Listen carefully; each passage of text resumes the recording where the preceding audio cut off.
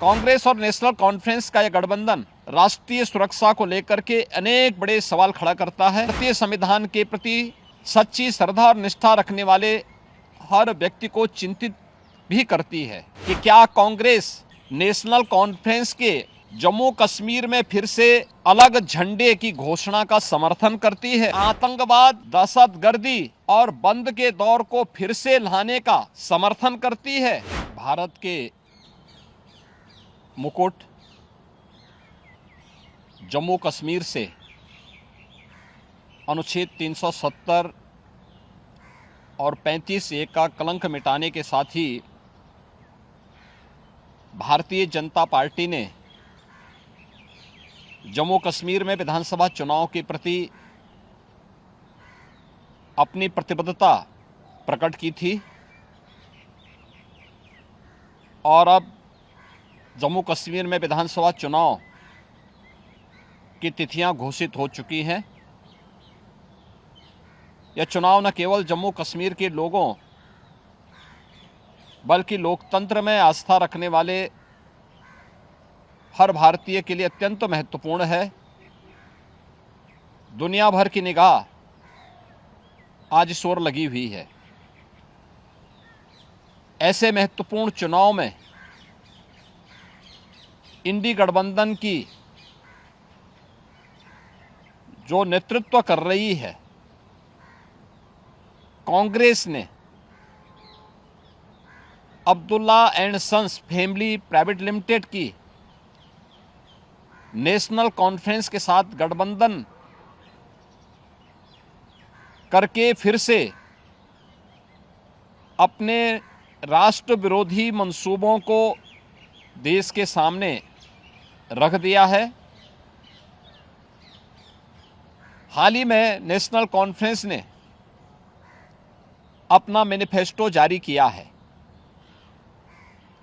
इसमें अनेक ऐसे बिंदु हैं जो भारत की एकता, भारत की अखंडता और राष्ट्रीय सुरक्षा के प्रति पूरे देश को आशंकित करती है।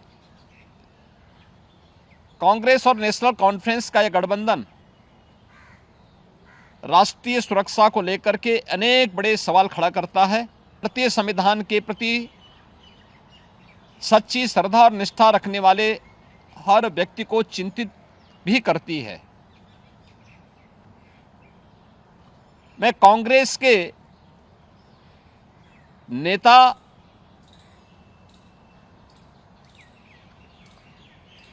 श्री राहुल गांधी से पूछना चाहता हूं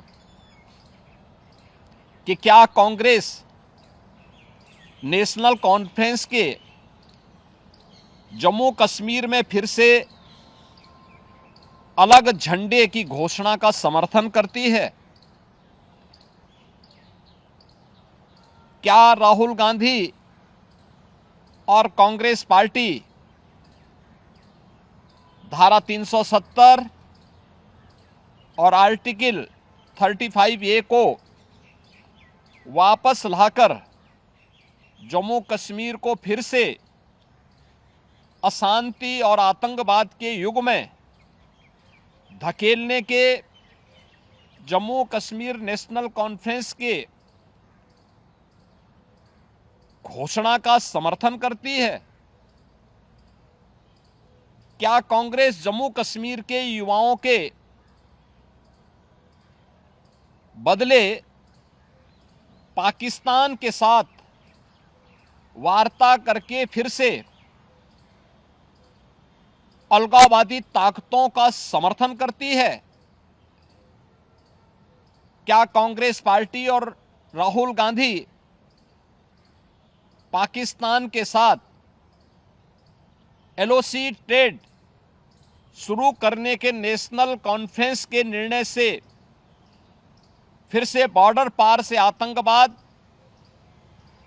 और उसके इकोसिस्टम को पोषण करने का समर्थन करती है?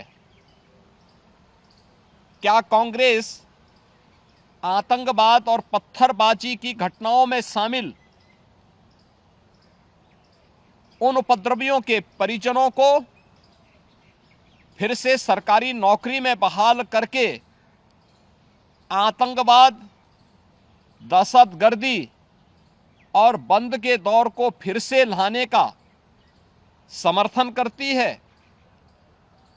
इस गठबंधन से कांग्रेस का आरक्षण विरोधी चेहरा भी देश के सामने आया है। क्या कांग्रेस दलितों, गुर्जरों, बकरवाल और पहाड़ियों के आरक्षण को समाप्त कर फिर से उनके साथ अन्याय करने के लिए जम्मू कश्मीर नेशनल कॉन्फ्रेंस के वायदे का समर्थन करती है? क्या कांग्रेस चाहती है कि शंकराचार्य पर्वत, तख्त सुलेमान और हरि पर्वत कोहे मारन के नाम से जाने जाएं? क्या कांग्रेस जम्मू कश्मीर की अर्थव्यवस्था को एक बार फिर से भ्रष्टाचार की आग में झोंककर पाकिस्तान समर्थित गिने चुने परिवारों के हाथों में सौंपने का समर्थन करती है? क्या कांग्रेस पार्टी जम्मू कश्मीर नेशनल कॉन्फ्रेंस के जम्मू और घाटी के बीच भेदभाव की राजनीति का समर्थन करती है? क्या कांग्रेस और राहुल गांधी कश्मीर को ऑटोनॉमी देने की जम्मू कश्मीर नेशनल कॉन्फ्रेंस की विभाजनकारी नीतियों का समर्थन करती है? आजादी के बाद जम्मू कश्मीर के लोगों के ये कथित स्वयंभू भाग्य विधाता बन बैठे नेताओं को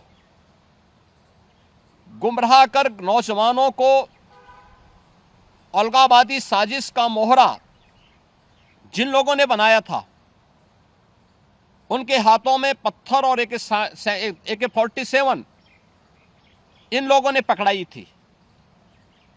आज आदरणीय प्रधानमंत्री जी के नेतृत्व में जब जम्मू कश्मीर के नौजवानों के हाथों में फिर से टैबलेट और उन्हें स्किल डेवलपमेंट के साथ जोड़ करके उन्हें रोजगार उपलब्ध कराया जा रहा है, नौजवानों को गुमराह करने वालों के लिए अब जम्मू कश्मीर में कोई जगह नहीं है। ये सब जानते हुए जो सपना सरदेव अटल जी ने देखा था जम्मू कश्मीर के लिए, इंसानियत, जमहूरियत और कश्मीरियत का, उन मूल्यों और उन सिद्धांतों के आज निकले प्रधानमंत्री मोदी जी ने उन सपनों को साकार करके दिखाया है। जम्मू कश्मीर को जागीर समझने वाले पाकिस्तान परस्त ठेकेदार और वहां की कथित लीडरशिप ने कभी सोचा नहीं कि नफरत की फसल काटने वाली उनकी सियासी जमीन सदा के लिए अब बंजर हो चुकी है। कोई ऐसी सरकार भी आएगी जो अनुच्छेद 370 को समाप्त करेगी, यह इन लोगों को आज हजम नहीं हो रहा है। अनुच्छेद 370 की समाप्ति के बाद जम्मू कश्मीर की आबो हवा बदल चुकी है, मुद्दे बदल चुके हैं। आतंकवाद और अलगाववाद का मुद्दा चुनाव की धारा में सदा के लिए विलीन हो चुका है। अब वहां विकास, रोजगार और पहचान की बात हो रही है, तो स्वाभाविक रूप से वोट के इन सौदागरों को कैसे अच्छा लग सकता है। और कांग्रेस का यह दुरभिसंधि कांग्रेस से इन प्रश्नों को पूछने के लिए हमें मजबूर करता है। और इसीलिए मैं कांग्रेस के नेता से, राहुल गांधी से पूछना चाहूंगा कि वह देश के सामने इन प्रश्नों का जवाब दें